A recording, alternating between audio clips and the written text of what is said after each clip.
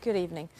Well, after she was granted temporary release from prison on Thursday, her family and supporters dared to hope that freedom for Nazanin Zaghari-Ratcliffe might finally become permanent. But now she is back in a Tehran prison after Iranian authorities refused to extend the three-day release.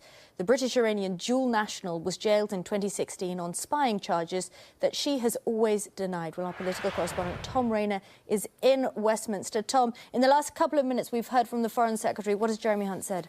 That's right. Jeremy Hunt has put out a tweet where he has said that it looks like the Iranian legal system is impervious to the simple fact at the heart of this. An innocent woman is desperate to be reunited with her family. Spoke to Foreign Minister Zarif on Friday, but that clearly wasn't enough.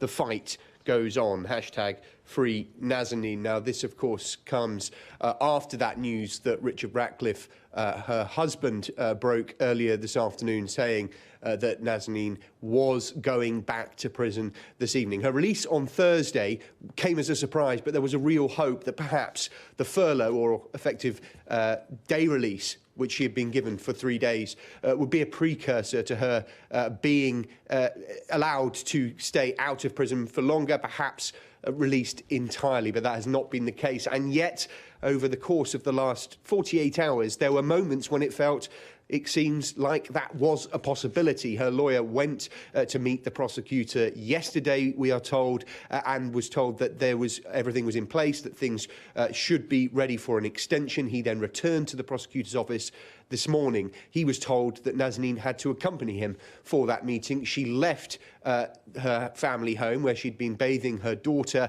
She went to that prosecutor's office. She talked to him. He suggested everything was in place. She even then got a phone call suggesting that was the case as well. And then a further phone call came saying that more authorization was needed, a signature from a higher authority, and that wasn't obtainable. Now, this clearly made Nazanin deeply upset, deeply traumatised. She went to the prosecutor's office, we understand, with her daughter Gabriella to try and stress that she did need to understand why there had been this seeming change in the situation, but it seemed that there was nothing the prosecutor's office could do. Now, her lawyer had said that she should go home, back to the family home, and see if that decision changes, but she took the decision that she didn't want to risk an episode whereby the authorities came to pick her up in the middle of the night that might further traumatise her daughter. Now, in a text message sent to her husband, Richard Ratcliffe, who, of course, is still in the UK, you can hear and see the pain that she is going through. Let me read you a quote from that text message. She says, "How can I survive tonight with those tears of my baby pouting and crying and telling me she doesn't want me to go back? She is adorable and she's also kind and caring. I couldn't bear her tears. Nothing is worse than her tears. I cannot forget her face."